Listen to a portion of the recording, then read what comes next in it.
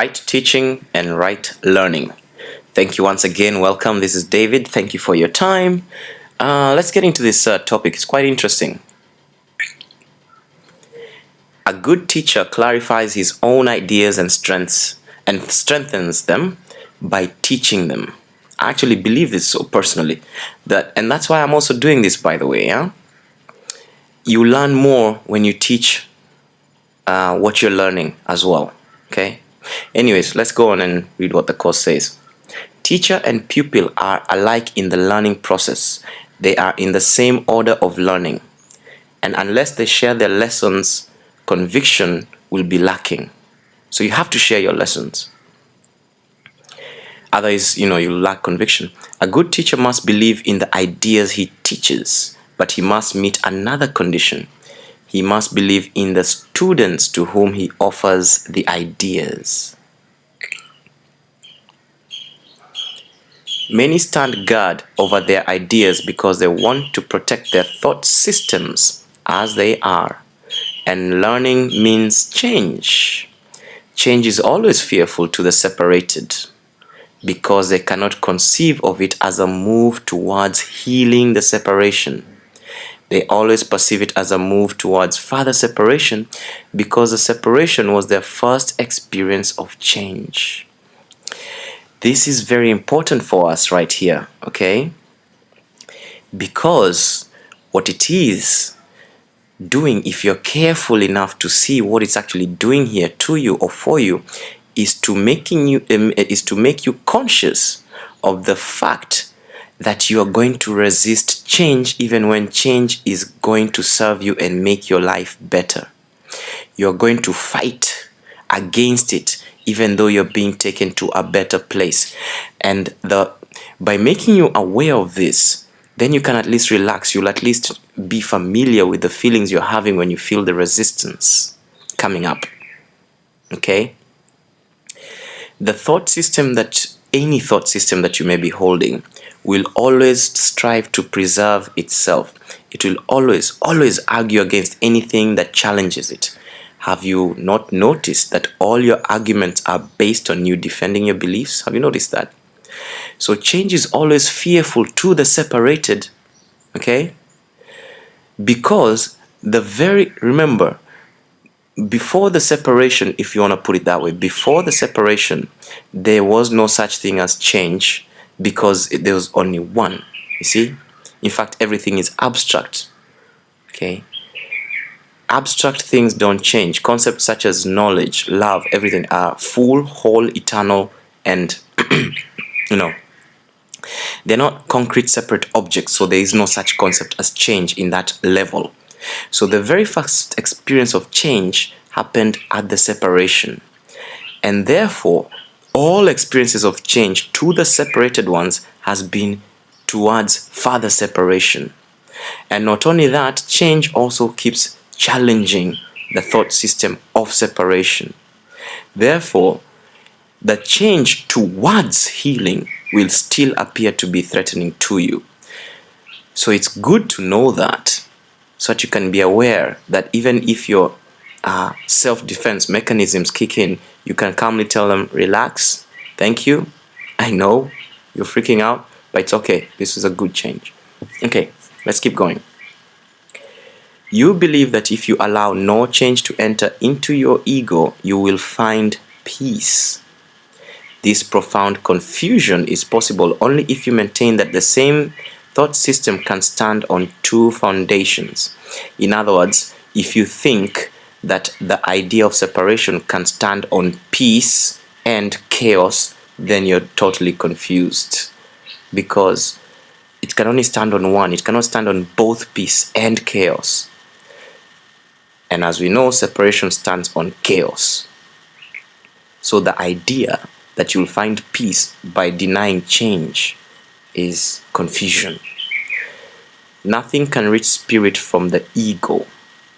That's a very important sentence. I should have underlined it.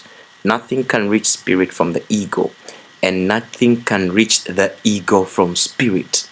Now, before we even turn this slide around, then you think, so how is this ever going to be resolved if the two don't talk? That is why you have the higher self. The higher self, also known as the Holy Spirit, the higher self is in touch with both ends. The ego, and remember, the ego is simply the part of the mind that believes it is separate. The higher self is in touch with that part of the mind that believes it is separate, also called the ego. And it is also in everlasting connection with spirit. And that is why you keep seeing the idea of the Holy Spirit or the higher self mentioned over and over and over again. It is the bridge.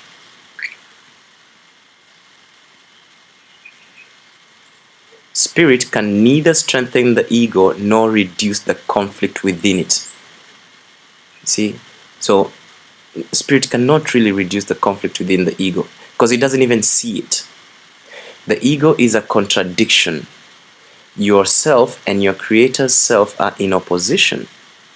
They are opposed in source. And remember, when we say yourself and your creator's self are in opposition, one of these selves is false. The creator's self obviously is not false, it's true, it's real, it's a fact. It is fact. Now, yourself is simply an image you've made up from the level of ego, which means the part of the mind that believes it is separate. It is simply a part that believes it's separate. It is not a separated mind. There is no such thing as a separated mind. But it can hold a belief that it is separate. This is what we're calling the self. In fact, we can call it the false self. Anyways, you and your creator self are in opposition. They are opposed in source, in direction, and in outcome. Okay? Completely. Their source, their foundation.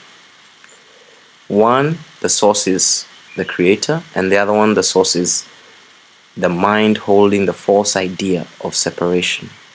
In direction, we can see obviously the direction is opposite, and in the outcome, one, the outcome is peace and abundance, the other one is separation and scarcity and the usual, and fear, of course. They are fundamentally irreconcilable because spirit cannot perceive spirit cannot perceive. Remember, it can only vision and know, and the ego cannot know, it can only perceive.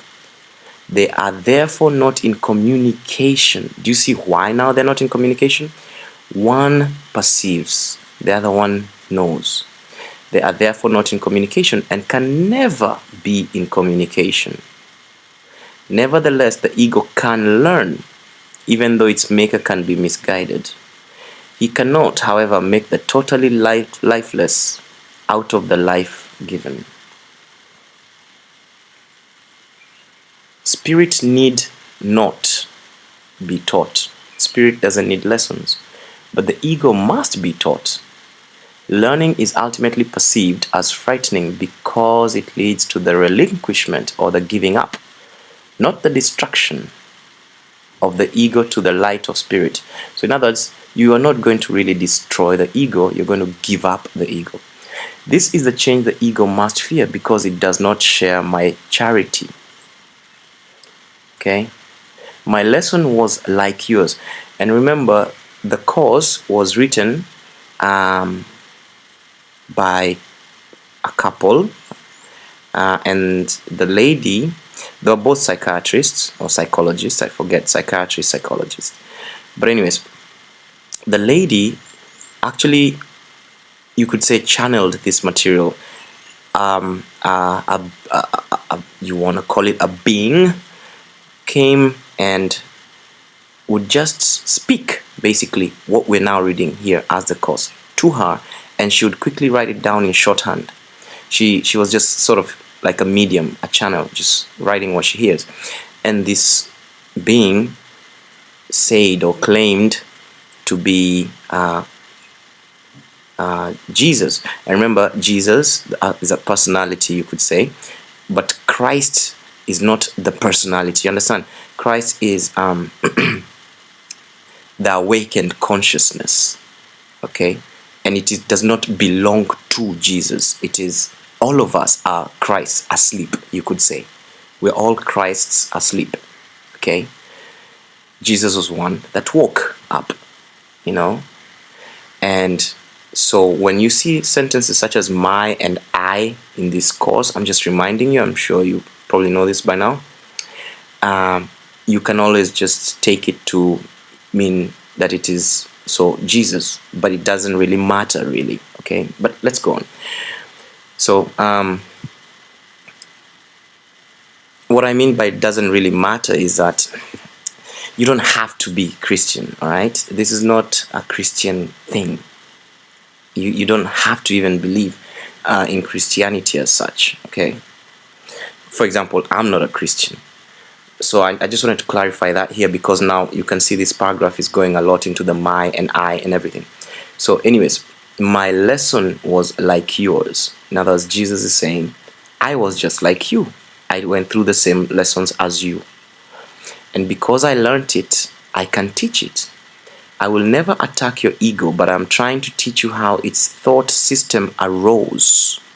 When I remind you of your true creation, your ego cannot but respond with fear.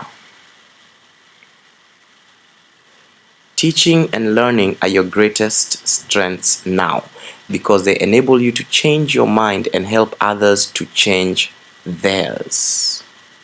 Okay? Refusing to change your mind will not prove that the separation has not occurred. It's another useless journey. The dreamer who doubts the reality of his dream while he is still dreaming is not really healing his split mind. Okay?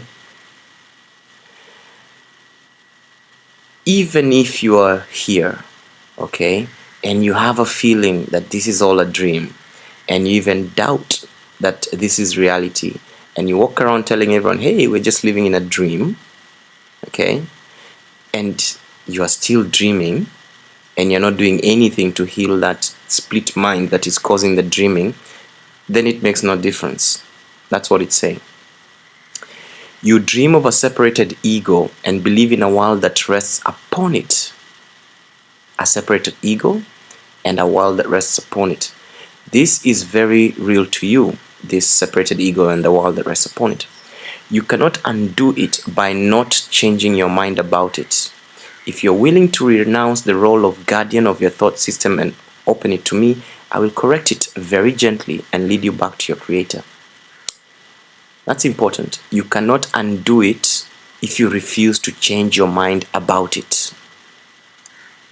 And so you have to be willing to let go of and stop protecting your thought system. Hand it over to the one who knows, to the Holy Spirit, or to Jesus, or whatever it is that you feel comfortable with. And, you know, the minute you let go and ask that you will be led, you will be gently led into the remembering. Every good teacher hopes to give his students so much of his own learning that they will one day no longer need him. This is the one true goal of the teacher. It is impossible to convince the ego of this because it goes against all of its own laws. But remember that laws are set up to protect the continuity of the system in which the lawmaker believes. Do you see? You cannot convince the ego that we're doing the right thing. Forget about that. Okay? Forget about convincing the ego that we're doing the right thing here. The ego will fight you to the end on this one. Yet it's capable of learning, but it will go down fighting, you know. And remember that laws are set up to protect the continuity of the system in which the lawmaker believes. All the ego's laws have been set up to maintain the continuity of the ego. That's the nature of all laws. Laws are not there to be good to you or to do the right thing or to be, you know what I mean? They're not there for, like, for example, any laws made are not really there purely for the benefit of the people who have been given that law. The original seed of why a law is made is so as to protect the continuity of the system in which the lawmaker believes. It is natural for the ego to try to protect itself once you have made it, but it is not natural for you to want to obey its laws unless you believe them. So what the ego is doing is natural, but you don't have to believe them. You can let it do it and not have to believe it, because it's going to do it anyways. You're not going to convince it to stop, but you don't have to buy that nonsense. You can stop believing in it. The ego cannot make this choice because of the nature of its origin. The ego will always fight for itself, of course. You can, because of the nature of your origin. So you don't have to fight the ego. You don't have to destroy it. You don't have to tell it, stop making me crazy. Just leave it. You don't have to buy its rubbish, because your nature is different. Egos can clash in any situation, but spirit cannot clash at all. If you perceive a teacher as merely a larger ego, you will be afraid, because to enlarge an ego would be to increase anxiety about separation. I will teach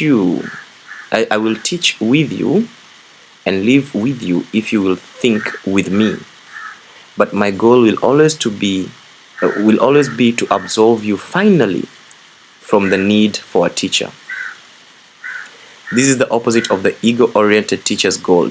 He is concerned with the effect of his ego on other egos, and therefore interprets their interaction as a means of ego preservation. I would not be able to devote myself to teaching if I believed this, and you will not be a devoted teacher as long as you believe it. I am constantly being perceived as a teacher, either to be exalted or rejected, but I do not accept either perception for myself. Okay, the point of this whole paragraph is simple. Remember, we said the cause was dictated to us, to that couple that wrote this cause down, by a being that came and claimed to be Jesus. And so here, this paragraph is saying only one thing. You all keep worshiping me, exalting me as higher and better than you, or rejecting me as lower and whatever. Okay?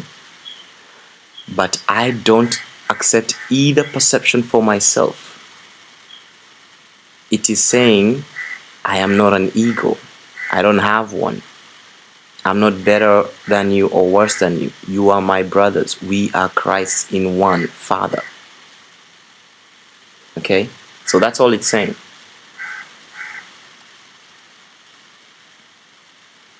Your worth is not established by teaching or learning. Your worth is established by your Creator.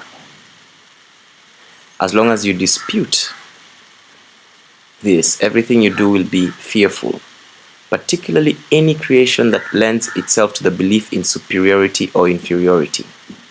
Okay?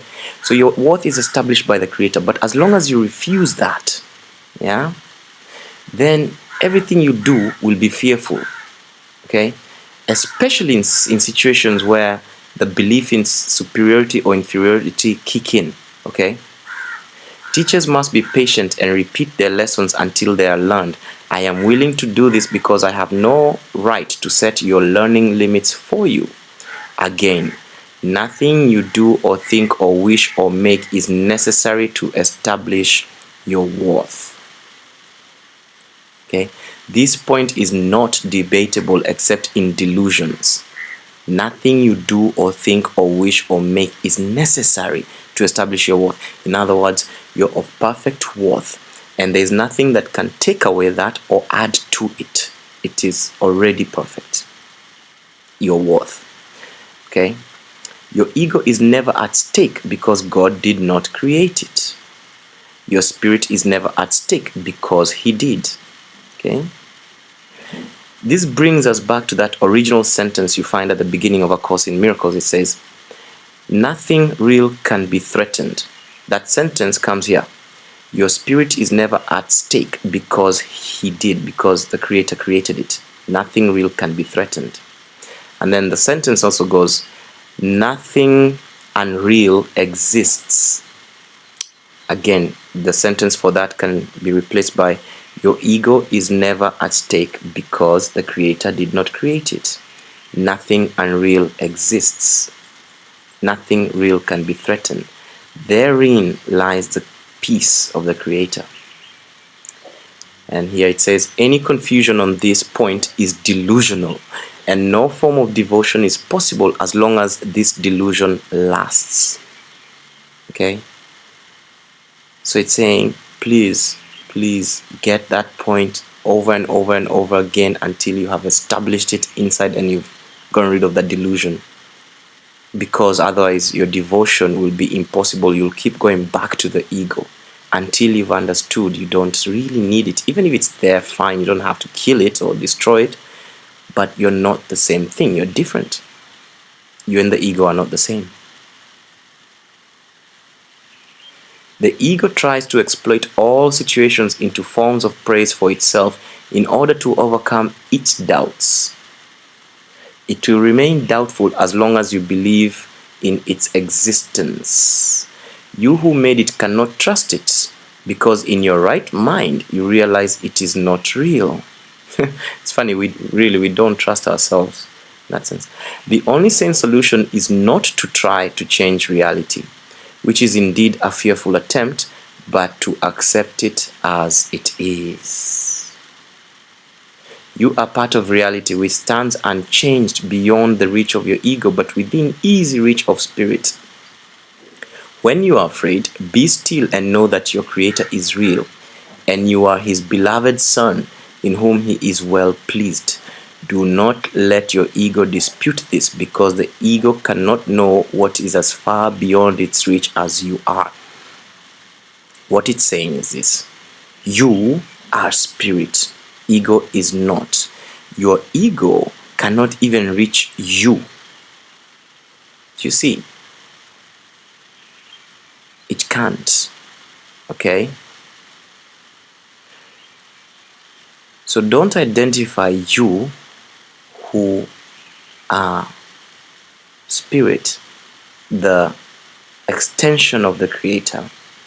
Don't confuse you, who you really are, with this false idea of a separated self, which is what ego is. Don't mix those two up. Yeah? And the ego will always remain doubtful, because it knows as well, you know? And the only way to get out of that whole, chicken and egg cycle trap is to not try to change reality. Stop trying to change reality, because that's what ego does. Okay? And that's a fearful attempt. Accept it as it is. God is not the author of fear. You are. You have chosen to create unlike Him, and have therefore made fear for yourself. You are not at peace because you are not fulfilling your function. God gave you a very lofty function that you are not meeting. Your ego has chosen to be afraid instead of meeting that function. When you awaken, you will not be able to understand this. Like, what were you doing? It's going to surprise you. You'll be thinking, what were you doing? You're not going to be able to understand this because it is literally incredible. You're actually going to think, how crazy was I? How on earth did I end up there? Okay? Do not believe the incredible now. Any attempt to increase its believableness is merely to postpone the inevitable. In the end, you'll come down to the same point, so there's no point extending that and suffering any minute longer. The word inevitable is fearful to the ego but joyous to the spirit. How cool is that? Inevitable is fearful to the ego but joyous to the spirit. It's guaranteed. Your Creator is inevitable, and you cannot avoid Him any more than He can avoid you, because you're also inevitable and you're one. He can't avoid you, you can't avoid Him. Okay? The ego is afraid of the Spirit's joy because once you have experienced it, you will withdraw all protection from the ego. And this is very true. The minute you get a taste, you'll stop protecting the ego. and become totally without investment in fear. Once you have experienced the Spirit's joy, you will withdraw all protection from the ego and become totally without investment in fear. Your investment is great now because fear is a witness to the separation, and your fear rejoices when you witness to it. Leave it behind. Do not listen to it. Do not preserve it. Listen only to your Creator, who is as incapable of deception as is the Spirit He created. Again, this sentence, are you starting to see how it keeps reinforcing certain concepts? It's saying your spirit is incapable of deception. It's an important point to note, because when you think of yourself as you, don't think of yourself as a spirit that has been deceived. Spirit is incapable of deception. Okay? When you think of yourself as you, and I'm talking about you, the ego, you, Jane, John, whatever, the self-created image, that is a projection from that part of the mind that believes it is separate. Nothing to do with spirits. Release yourself and release others. Do not present a false and unworthy picture of yourself to others. That's heavy. We do that all the time. We're always presenting a false and unworthy picture of ourselves to others every day. And do not accept such a picture of them yourself. Now remember, back in several days ago, we talked about true charity, whereby true charity is whereby you see your brother or sister, whatever. Look, you see your brother as they truly are, in a way that even they may not be able to see themselves. We said that was real charity. In other words, you recognize the Creator in them. Okay? You recognize the Creator in them. It's like that Indian or Sanskrit, I'm not sure, way of greeting, namaste. It's like a way I think it's Sanskrit, that they say hello to each other, namaste. It's the Creator in me recognizes the Creator in you. That's pretty much what namaste means, So that is real charity. So this is what it's saying. Do not accept a false and unworthy picture of others for yourself. Okay? Give them that charity. Okay? And try not to present. Do not present a false and unworthy picture of yourself to others. And we are very tempted to. We think it's a great thing when we go and humble ourselves, and I'm using the word humble here, but it's false humility.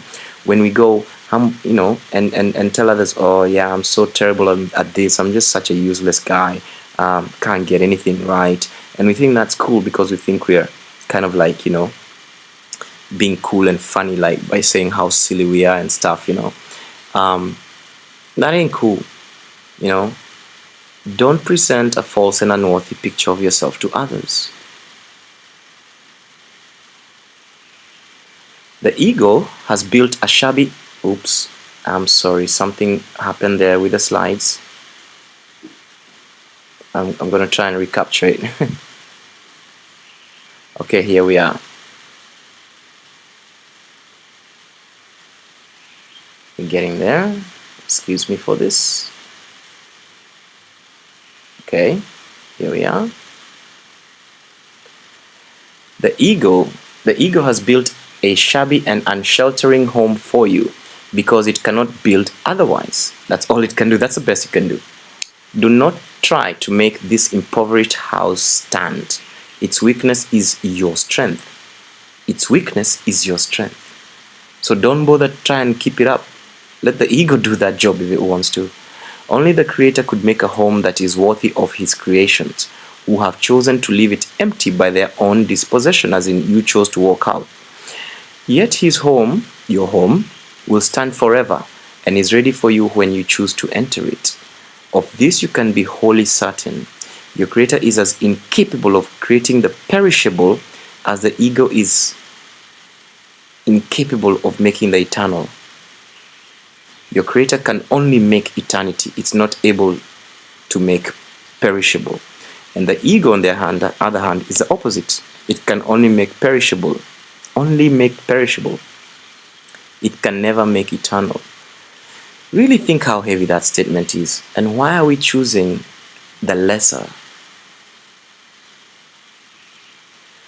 Of your ego, you can do nothing to save yourself or others. But of your spirit, you can do everything for the salvation of both yourself and others. Humility is a lesson for the ego, not for the spirit. The spirit doesn't need that lesson.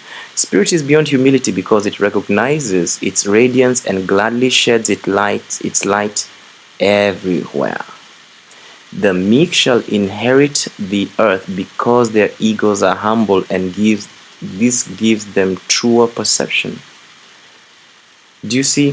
So the meek, remember, again, a biblical reference, the meek shall inherit the earth is a biblical statement, okay? But the word meek suggests weakness. Yet what is being clarified here is that a weak ego is good, because then the spirit shines through, and that is the true power. And that is why they shall inherit the earth. Do you see, when you clarify that statement, how it makes sense? The kingdom of heaven is the spirit's right, because whose beauty and dignity are far beyond doubt, beyond perception, and stand forever as the mark of the love of the Creator for his creations, who are wholly worthy of him and only of him.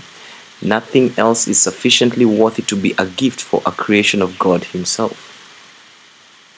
Long story short, let go of this littleness. You don't deserve it.